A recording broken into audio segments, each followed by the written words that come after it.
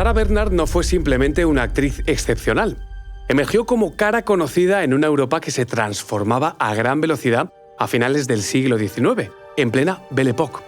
Las grandes ciudades se llenaban de ocio, los teatros se multiplicaban y la prensa diaria comenzaba a circular de forma masiva. En ese escenario, Bernhardt apareció como una figura capaz de entender algo nuevo, cómo la visibilidad podía ser tan poderosa como el talento. Sarah Bernhardt convirtió su propia vida en parte del espectáculo. Sus gestos, sus fotografías, los carteles que protagonizaba y sus viajes internacionales no eran accesorios, sino piezas de una estrategia de presencia pública constante. Su nombre empezó a circular más allá del teatro y de su país, Francia. Bernhardt dejó de ser solo una intérprete famosa para convertirse en una figura reconocible en distintos países, anticipando formas de celebridad que hoy conocemos como influencers. Soy Federico Cardelús, periodista y divulgador. Y yo soy María José Rubio, historiadora y escritora. Y esto es Despierta tu curiosidad, el videopodcast de National Geographic. Cada viernes en tu plataforma de audio favorita. Y si te quedas con ganas de conocer más historias, ya sabes que te esperan nuevos contenidos en Disney Plus y en el canal National Geographic. A finales del siglo XIX, Europa atravesaba una etapa de profundos cambios sociales, tecnológicos y culturales, conocida como la Belle Époque. Las grandes capitales, París, Londres, Viena o Berlín, habían pasado a consolidarse como centros de ocio y consumo cultural. El crecimiento de la alfabetización impulsó no solo la prensa escrita, sino el desarrollo de espectáculos públicos como el teatro o la ópera. La prensa, de hecho, ya no solo se limitaba a contar y narrar hechos políticos o económicos. Ahora se interesaba en grandes figuras del espectáculo, en especial por contenidos como entrevistas, rumores o ilustraciones de actores y actrices, y muy especialmente con los avances en fotografía y en técnicas de impresión.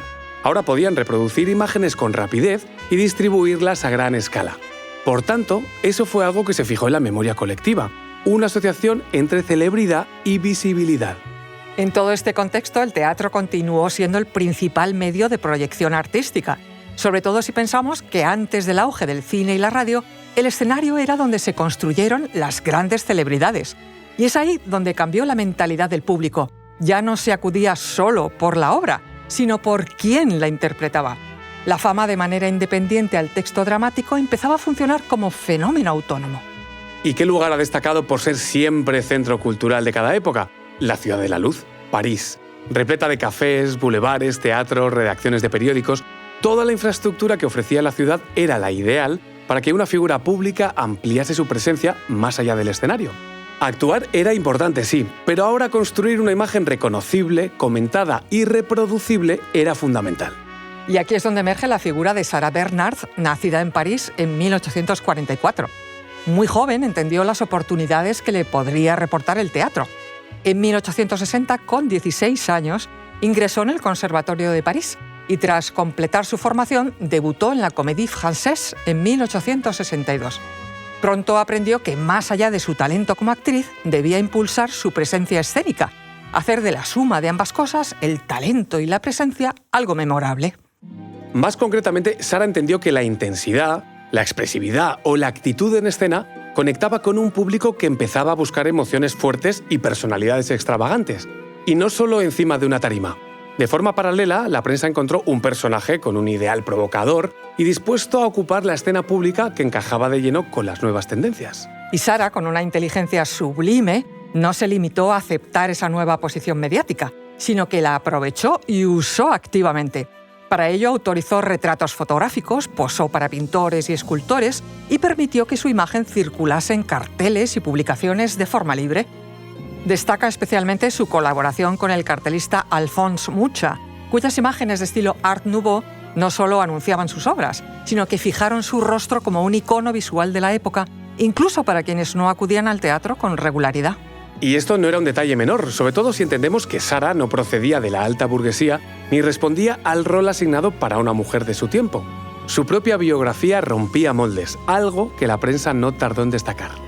De vuelta a su carrera, tras ese paso por la Comédie Française, demostró que no estaba dispuesta a someterse a la rigidez de las instituciones teatrales. Su relación con ella fue tensa, marcada por desavenencias constantes y salidas y entradas de la compañía, fricción que se convirtió en noticia y que reforzó su posición como actriz independiente y temperamental. Su consagración, eso sí, llegó algo más tarde.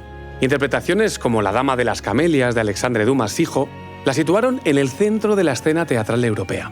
Más tarde, interpretaciones como el de Fedora o La Tosca consolidaron su reputación como actriz capaz de encarnar personajes intensos, trágicos y complejos.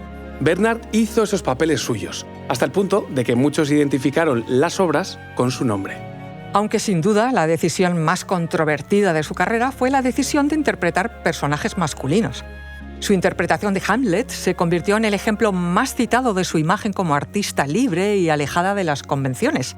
Y claro, todo muy meditado, porque se mantuvo en el centro del debate público y la conversación. A partir de 1880, Bernhardt amplió su alcance. Comenzó giras internacionales actuando en países como Estados Unidos, Rusia o Australia. Lo sorprendente es que en muchos de estos lugares el público acudía incluso sin comprender el idioma de las obras. Su nombre ya funcionaba como una marca reconocible y la prensa local se encargaba de amplificar cada éxito, cada gesto y cada excentricidad, reforzando así su presencia más allá del escenario. Pero no se detuvo allí. En ese mismo año, tras romper definitivamente con la Comédie Française, Bernhardt decidió fundar su propia compañía teatral, lo que le permitió asumir el control total de su carrera. A partir de 1893 dio un paso más al ponerse al frente del Théâtre de la Renaissance, y en 1899 tomó el Théâtre des Nations, que rebautizó con su nombre, Théâtre Sarah Bernhardt. Desde ese espacio dirigió montajes emblemáticos como Hamlet o l'Aiglon, controlando el repertorio, la puesta en escena y la gestión económica. Aunque, como también ocurre con nuestros influencers de ahora, la polémica fue también su fiel compañera. Fue madre soltera de Maurice Bernhardt, nacido en 1864, atribuido a una relación con el príncipe belga Ridelin. Se casó con el actor y diplomático griego Jacques Damala, pero el matrimonio fue breve y turbulento. Mantuvo relaciones con distintas figuras influyentes, como el pintor Jean Cléren y el escritor Jean Rispin o el actor Lou Tellegen, mucho más joven que ella. Y también rumores no siempre confirmados sobre una supuesta relación con Víctor Hugo. A ello debemos sumar su gusto por lo extravagante. A saber, Sara tenía como mascotas animales exóticos como una serpiente o un caimán, o permitía posados en ataúdes como ejercicio artístico y teatral. Decisiones que escandalizaron a alguna parte de la sociedad, pero entendió que bien dirigidas no erosionaban su prestigio, sino que lo mantenían vivo, es decir, que nunca rehuyó de su exposición constante. En sus últimos años de vida, su figura pasó a adquirir una dimensión casi legendaria.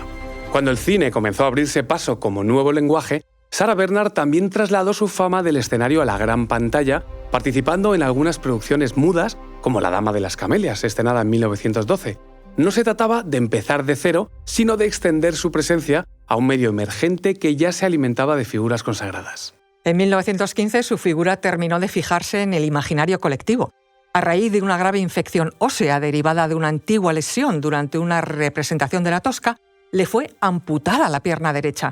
¿Y se retiró con una pierna menos? Obviamente no. Continuó actuando sentada o apoyada, reforzando la fama que le precedía hasta convertirse en mito. Incluso durante la Primera Guerra Mundial, ya convertida en un símbolo nacional, participó en representaciones destinadas a apoyar a las tropas francesas, interpretando fragmentos de sus papeles más célebres y recitando textos patrióticos en hospitales y frentes militares. Sarah Bernhardt murió en 1923 en París. Tuvo un funeral multitudinario y recibió una cobertura mediática excepcional.